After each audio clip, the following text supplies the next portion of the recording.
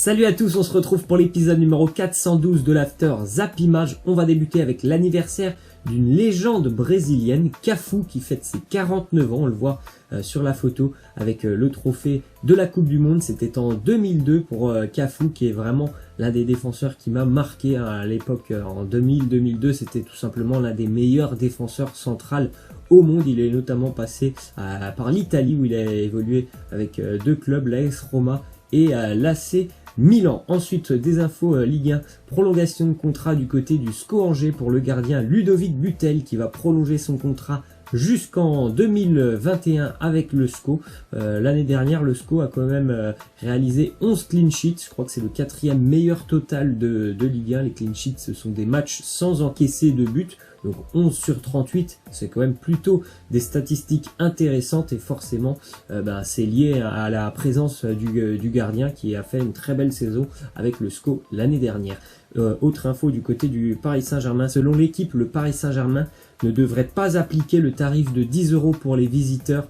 Cela ferait perdre à peu près 500 000 € d'après un calcul au Paris Saint-Germain. Donc il ne devrait pas appliquer ce tarif de 10 €. Cependant, je pense que ça va poser problème avec la Ligue de football professionnel qui a ordonné de mettre en place ce tarif unique. Si le Paris Saint-Germain ne veut pas, je pense que il y aura des problèmes entre les deux. Ça me semble assez logique. Déclaration de l'agent de Gianluigi Buffon qui nous dit: l'avenir de Buffon, pour le moment, nous n'avons pas encore décidé de ce qu'il allait faire. Il souhaite juste profiter de sa famille pour l'instant. Je peux juste vous dire que le monde entier nous a appelé. Forcément, je pense qu'il y a beaucoup d'équipes encore qui souhaitent recruter Gianluigi Buffon, ne serait-ce que pour un an. C'est pour l'expérience, ne serait-ce aussi que pour son nom.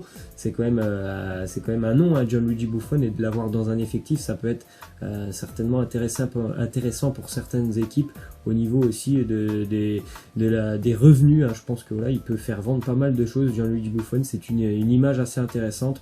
Donc pour le moment, il n'a pas annoncé quand même qu'il allait prendre sa retraite. Peut-être qu'il y aura un dernier challenge sportif pour Buffon.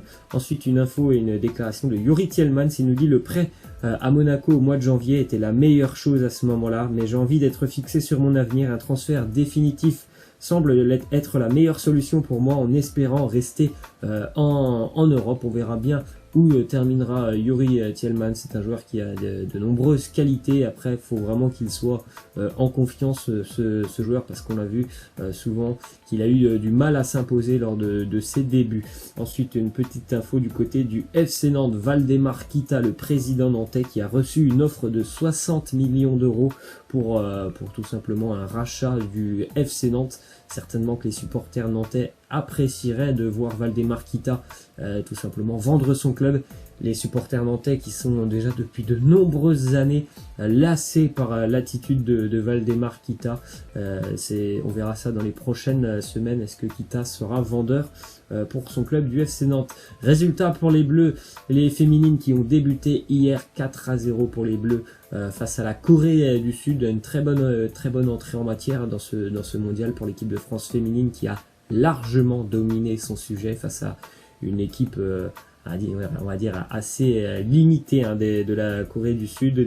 Un doublé notamment pour Wendy Renard, but de Le Sommer et Amandine Henry en fin de match. Une autre info du côté du Real Madrid: on officialisera la signature de Ferland Mendy la semaine prochaine.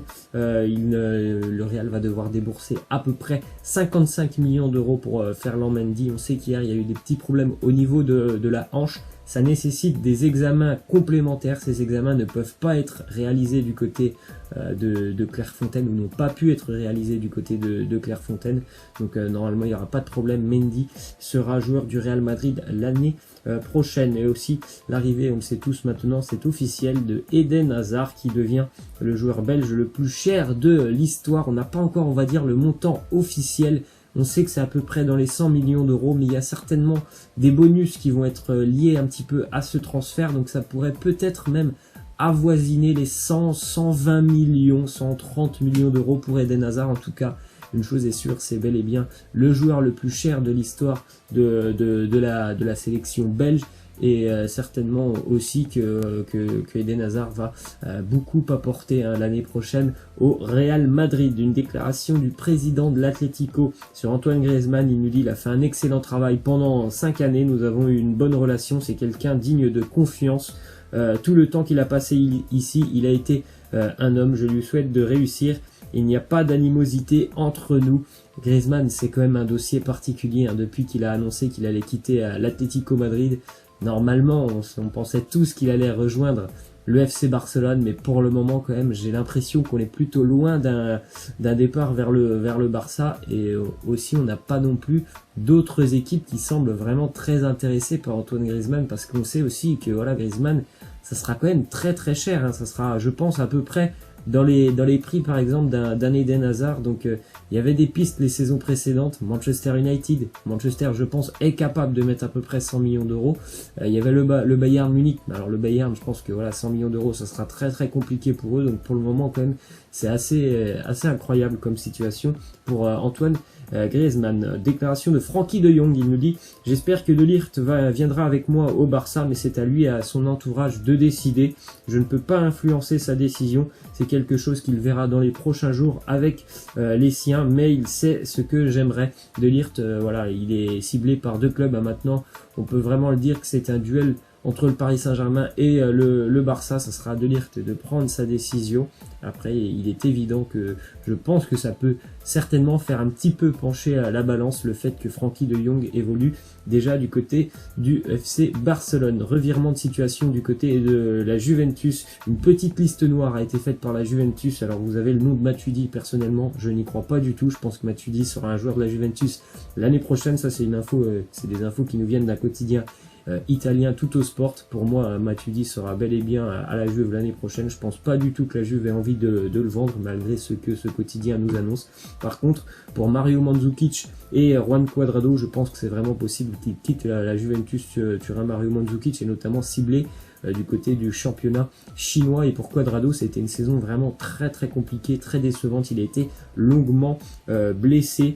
Les 2 Manchester aussi sont en train de s'arracher les services du portugais Joao Cancelo, et une info quasiment officielle, le nouvel entraîneur de la Juventus sera bel et bien Maurizio Sarri. Normalement l'annonce sera effectuée lundi, puisqu'il y aura normalement pour la Juventus même pas besoin de payer les 6 millions d'euros d'indemnité demandés par Chelsea. Le coach italien touchera un salaire de 6 millions en Italie. Ça sera même vraiment, je pense, une Juventus assez incroyable l'année prochaine, parce que Maurizio Sarri, c'est pas un entraîneur qui prône un football défensif comme peut l'être celui de la Juventus. Sarri, c'est vraiment tout pour l'offensive. Ça sera vraiment spécial, je pense, de voir la Juventus sous les ordres de Maurizio Sarri. Ensuite, déclaration d'Alvaro Morata sur son passage à Chelsea. Il nous dit « J'avais perdu confiance en moi-même, j'étais très contrarié par l'opinion des Anglais. Je pense que je ne me suis pas senti assez aimé ou apprécié par le club et les supporters. Ça a été une expérience compliquée pour Alvaro Morata du côté de l'Angleterre. Ça va un petit peu mieux maintenant depuis qu'il est retourné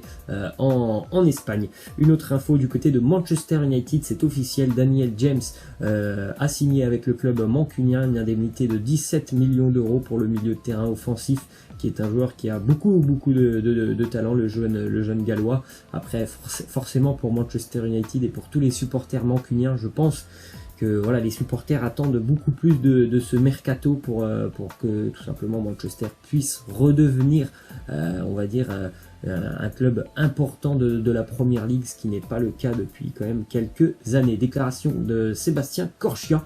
Il nous dit « Je suis dans une situation où Séville m'a dit que je pouvais chercher un nouveau club. Mon agent va étudier toutes les possibilités. » On l'a pas vu au plus haut niveau, Corchia, depuis déjà quelques années. Il me semble que ça fait 2 ans que c'est très compliqué pour lui. Il a été prêté récemment du côté du Benfica Lisbonne, où il n'a pas beaucoup joué. À Sébastien Corchia, il a quand même 28 ans. C'est quand même un joueur qui, on le sait, a montré de très belles choses, mais c'était il y a déjà quand même quelques années. Ça fait 2 ans maintenant qu'il ne joue plus beaucoup, Sébastien Corchia.